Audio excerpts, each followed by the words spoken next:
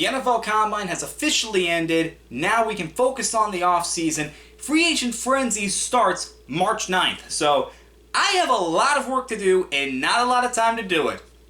Let's start with the AFC East.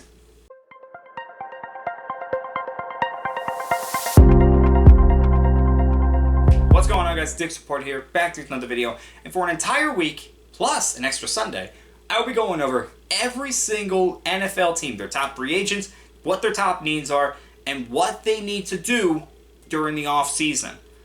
Now, we're going to start the AFC East. I just said that, and we're going to do the same order I always do. I do this every year. We all know what I'm doing. Let's jump right in with the Buffalo Bills. And for the Buffalo Bills, it's the same as always. Get to the Super Bowl, win a Super Bowl, bring home a Lombardi trophy to this city for the first time.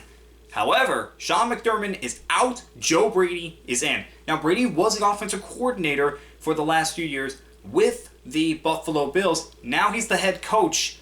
I don't know how this is going to work out. It's going to be very interesting because you have the Bills and the Ravens, two teams that have been trying to get the Super Bowl for years, change head coaches and go very different ways of approaching. So this is going to be very interesting. Now, with the Buffalo Bills, there's one problem. They have negative $6 million in cap space. They have a lot of work to do if they want to sign some free agents. Speaking of free agents, well, Joey Bosa, Connor McGovern, Taquan Jones, Larry Ogunjobi, Matt Milano, AJ Espinosa, Tre'Davious White, Reggie Gillum, DeMar Hamlin, Jordan Poyer, Matt Prater, and that's just all the ones I could write down. They have a lot of free agents, and a lot of these guys that I just named, were big parts of their team. Matt Prater was their freaking kicker, for God's sake. Joey Bosa was their second leader in sacks. Matt Milano's been their top linebacker for a long time. This is a team that has a lot of holes to fill. Wide receiver, that has to be priority number one because Khalil Shakir had a very good season. However, he was the only one that had at least 50 catches. The only target that had these 50 catches. That's not going to get it done. At the edge position, Joey Bosa's a free agent. Gregory Brusso's also there, but nobody had at least 10 sacks. They have to shore that up. Linebacker, like I said, Matt Milano's a free agent. You know who else is a free agent? Shaq Thompson is a free agent as well. And safety, well, I just mentioned Hamlin and Poyer. They need to get that situated as well. So the Bills, they have a lot to do this offseason if they want to finally get over the hump. Seriously, if it hadn't been for the Kansas City Chiefs doing what they had been doing for the last, half decade plus, they would have gone to the Super Bowl. It's that simple. If it wasn't for the Chiefs, they'd already gotten to a Super Bowl. So for the Bills, there's a lot to do, not a lot of room to work with. Can they move some money around, and can they fill these holes? And can somebody fall to them with the 26th overall pick? We're going to find out. Miami had a rough season and led to the firing of coach Mike McDaniel. And I don't know what's next for Miami because right now they have to figure out what they're going to do with Tua. More than likely, he's not going to be on the team next year, but he's got pretty much an untradeable contract, and if they cut him, that's a lot of dead money that's going to go against them. So they have a lot to figure out when it comes to what they do with Tua. Another issue, they have less than $1 million in cap space. They're under the cap, but not by much. There's not really much that they can do. And they've already cut Tyreek Hill and Bradley Chubb. And then you have James Daniels, Zach Wilson, Nick Westbrook, Jack Jones, Ashton Davis, Jake Bailey, who's their kicker, and Liam Eichenberg, along with a few others that are going to be free agents. Not really too much big name guys on their team, but still some guys that made an impact last year. And, we're talking about Tua. What do they do at the quarterback position? Like I said, Zach Wilson's also going to be a free agent. He was their backup last year. Well, one of their backups last year. I don't know what to do. Do they go with a Quinn Ewers? I don't know. There's a reason that he was a 6th-round pick. Who knows what they're going to do? At the edge position, nobody had double-digit sacks. And like I said, Bradley Chubb has been cut, and they traded Jalen Phillips in last year. They traded him during the season. Chop Robinson did not have the breakout season that I said he was going to have. That was a big miss by me. And both safety and corner. They're going to need help there as well. Really, with the Dolphins, they need a complete defensive overhaul. They need to figure out what they're going to do at the quarterback position. They still have Devon Achane, so they're going to have a decent running game. And receiver, how do they replace Hill? They still have Waddle, but could they trade Waddle as well? I don't know. Miami, it's a new era, so what do they do? Easily the biggest surprise team of last year, the Patriots got to the Super Bowl. They didn't win it, but they were never expected to even get close to the playoffs last year, and they were in the Super Bowl, so they do pick 31st overall, but that was a great first season by Mike Vrabel taking over that role. I still don't know what the Titans were thinking getting rid of him.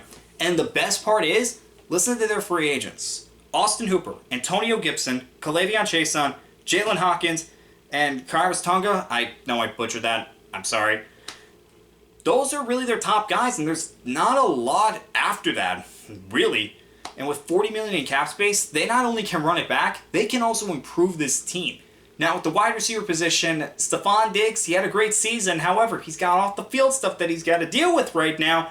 I don't know if he's going to play in the NFL again. It's pretty serious stuff that he's dealing with. I'm not going to get into that. At the edge position, like I said, Chaisson is a free agent. He was second on the team in sacks. First on the team in sacks was Harold Landry, and Landry's up there in age. This is a great opportunity to get some new people in that room. Now, whether they re-sign Chaisson or not remains to be seen, but I would still go after guys because, like I said, Landry is up there in age. Chaisson's a former first-round bust that really showed that he can be something at the NFL this year. Really, this was his best year. I don't know if you're going to bank on that to happen next year as well. And then on the offensive line, we saw what happened in the Super Bowl. And no, I'm not saying replace Roll Campbell at left tackle. He was a rookie, and we found out that he was hurt. I know that's not an excuse, but it does really affect him. It's more so along the other positions on the offensive line where they can improve. So definitely look into those three for what they might do in the offseason. And also, just avoid the curse.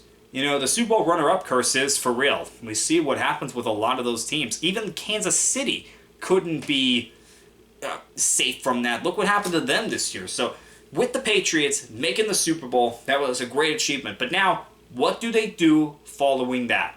That is going to be the biggest question for this team. Well, I can say two positive things about the Jets season. It's over, and the fact that they have 2 picks in the top 20. The first one, second overall, which that's their own pick. And then they got the Colts pick, which is 16th overall from the Sauce Gardner trade. That's really all I have to say. I mean, their season was really, really bad. But there is some good news going into the offseason. $88 million in cap space. They're going to need that because their defense was really bad last year. Really bad. And when I look at this team, I'm just looking at rebuilding this defense. And it's not just one specific position. It's pretty much all over the defense. They could use improvement pretty much everywhere where they stand. And then the quarterback position. Justin Fields more than likely is not going to be back. He signed a 2-year deal. Don't think he's going to get that second year. So where do they go from there? Dante Moore decided to stay in school. They have the second overall pick. Mendoza's more than likely going to be picked by the Raiders. And I'm not taking Ty Simpson with the second overall pick. No way. You're not doing that. So more than likely, that would be the first defensive player off the board at second overall. You got to go the free agency route. There's not a lot there. I mean, Malik Willis is the biggest name.